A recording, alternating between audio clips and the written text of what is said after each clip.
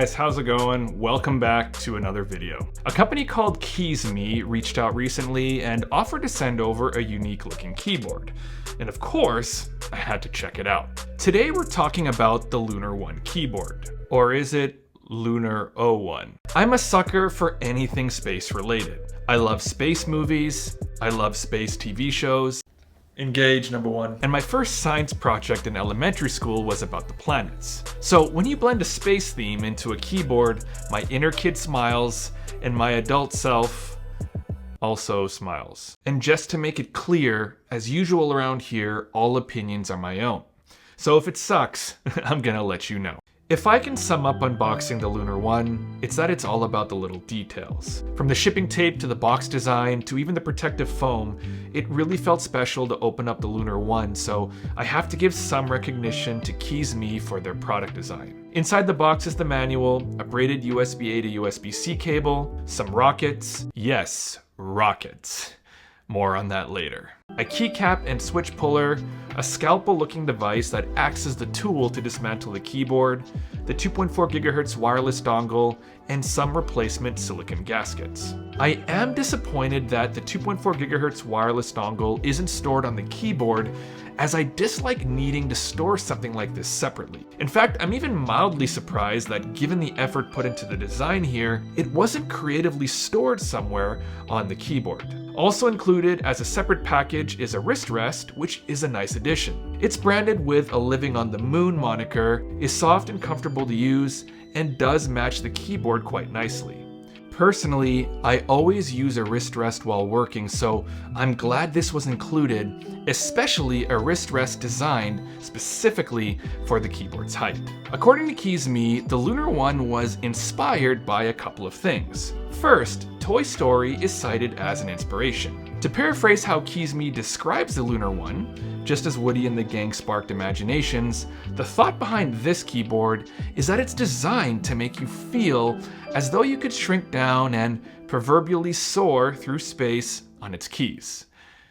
Or something like that. Second, the keyboard's design itself is inspired by NASA's Apollo missions. Now, I'm going to be as forthcoming as I can here. I think you will either love or hate the design of the Lunar 1. I don't think there's going to be a lot of people floating in the middle on this one. First, the overall design feels like it's designed after a space shuttle, especially in this white color.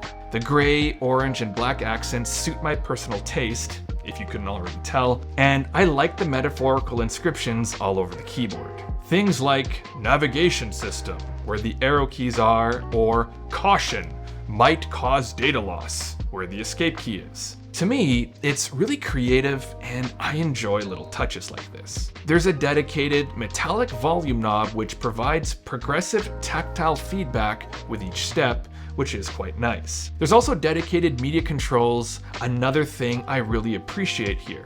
Being able to control media from the keyboard directly without having to press an extra function button makes my workflow just a little faster when I'm listening to music. Or so it would seem with the Lunar 1. The thing is, it actually depends on which operating mode you're currently in. If you're in macOS mode, since there are no F keys on the Apple side, the F key symbols work as is, i.e., you don't have to hold down the F key. This means that you can use the media controls freely without using the function button. However, on the Windows side, you must hold down the function button to perform these actions. Given that there are F keys that can be used in that operating system, it makes sense. You see, this is one of the big reasons that I've refused to change from my Logitech G915 TKL for so long now. A dedicated volume knob with dedicated operating system agnostic media controls isn't common, at least in my experience, especially these days with smaller form factor keyboards.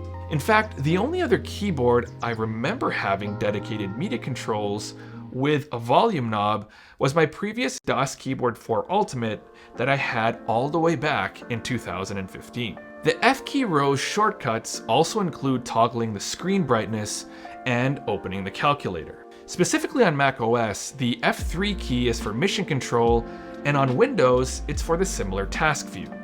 The F4 key on macOS is a shortcut to Launchpad, and on Windows it opens up a new file starting in the home directory. Now, if you're an Apple user, I think you'll be quite happy with quick access to these features, especially the media controls and mission control. Windows users will still need to use the function key for all of the above. If this doesn't bother you at all, great, but I just want to point it out all the same.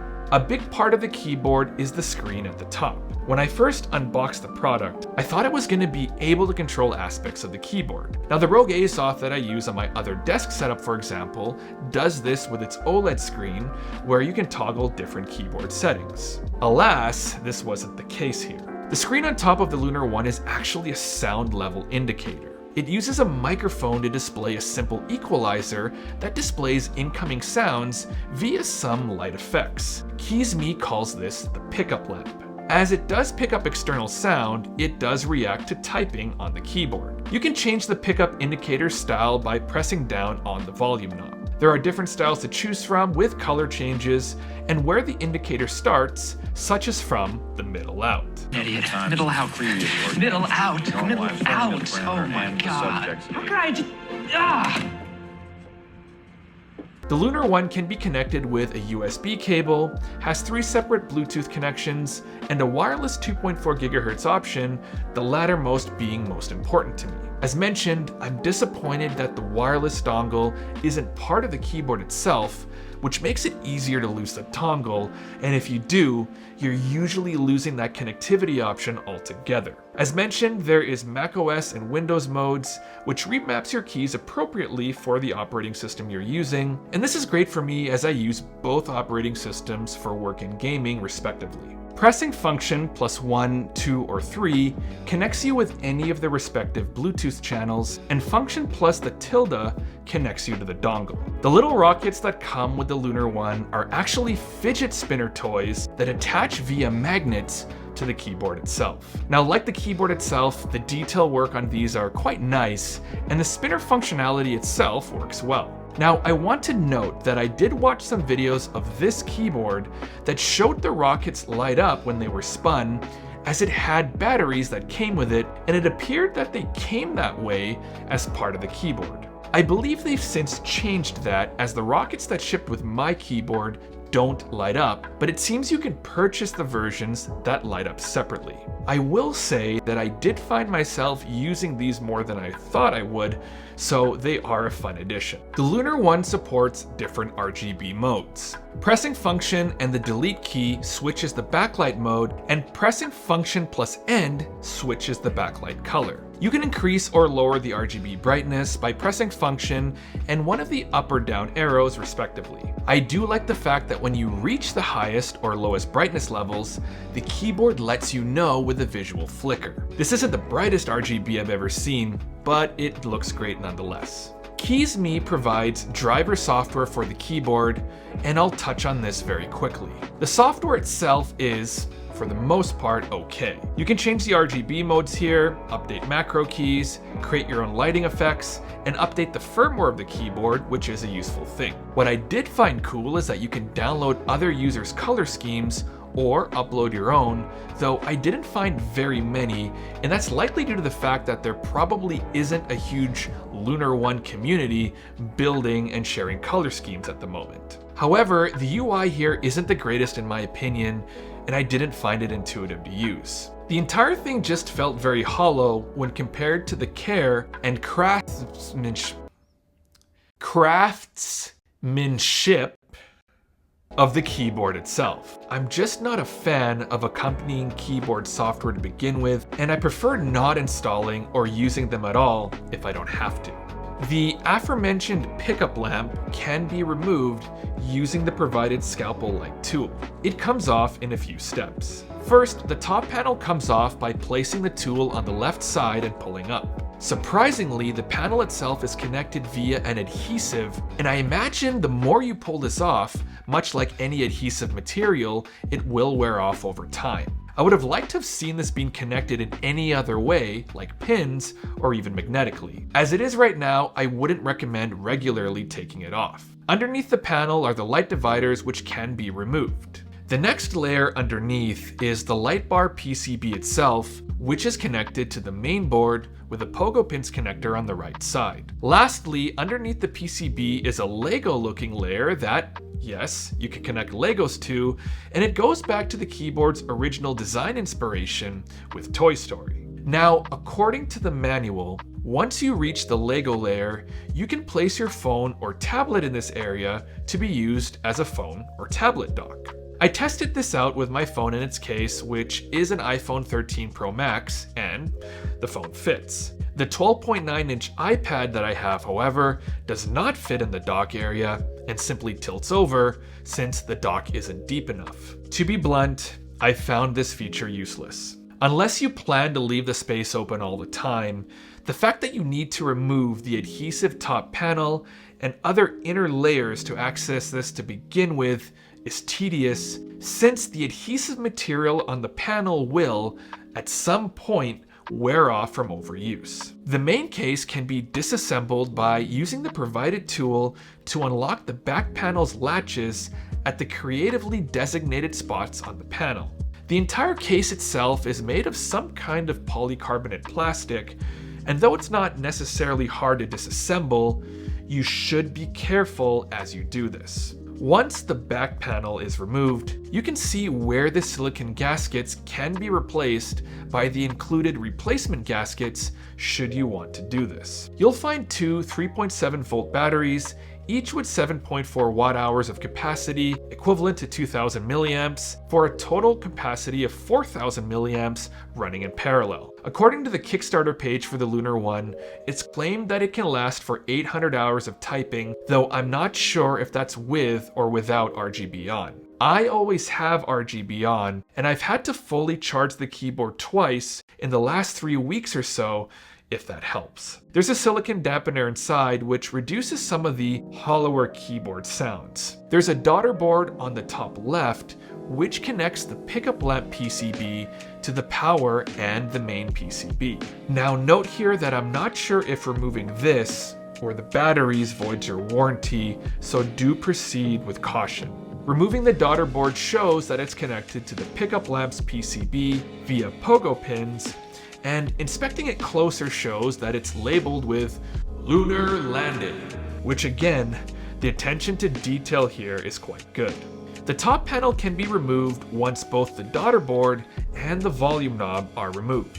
You can see that there are magnets on the sides where the aforementioned rockets get connected to. The main PCB is connected to a polycarbonate plastic PC plate which completes the inner layers. My keyboard shipped with the Gatoron Mars switches, which are linear switches with an average operating force of 45 grams with a 3.6 millimeter total travel distance. The PCB is hot swappable, so you can switch out the switches if you want. The stabilizers are also by Gatoron.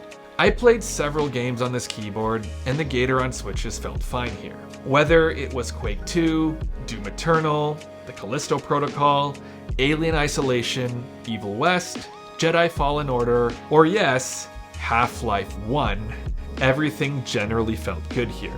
I did notice a bit more input lag using the dongle compared to my G915 TKL with its Lightspeed wireless technology from Logitech, but it's overall not that bad, especially for casual gaming. Now personally, I prefer the lower profile switches for gaming, but that's just me. I also used this keyboard every day for the past few weeks for my job as a software engineer. The keyboard is obviously an extremely important tool for my work. I use NeoVim with Tmux for my main code editor, which effectively means that I do a lot of typing, and one of the reasons why I'm very picky about the keyboard that I use. Now overall, I found the typing experience to be really good, and I got used to the keyboard pretty quickly. Writing code was smooth, and I don't have too many complaints here. And now, the all-important sound and typing test.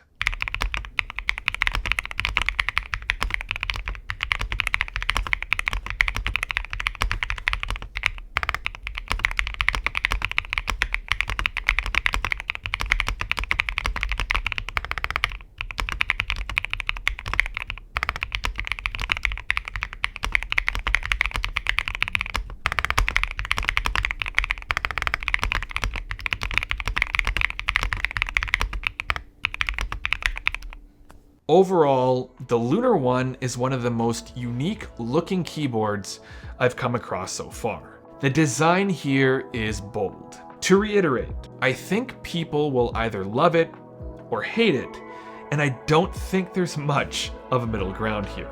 Personally, the way the Lunar One is presented, from the box to the small details, feels like a keyboard that was crafted with special care, and in my opinion, it really captures a spirit of space travel at least as much as a keyboard can. The word charming might not be how a keyboard normally would be described, but I do think it's an appropriate adjective here. The Lunar One isn't cheap though.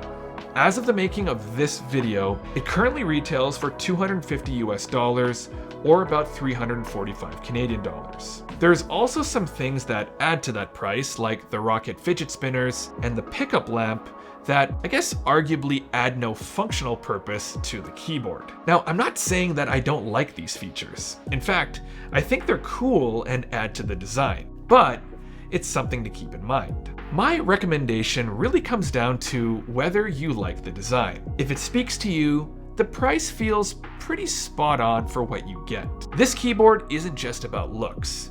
It's packed with thoughtful details inside and out. You get multiple RGB modes, seamless compatibility with both macOS and Windows, a great volume knob, and a 2.4 GHz wireless dongle. Lastly, you also get the included wrist rest. And then there are the quirky features, the pickup lamp and Rocket fidget spinners adding a bit of fun. But above all, the typing experience is great. If you are in the market for a keyboard that combines premium quality with a unique aesthetic, the Lunar One is definitely worth considering.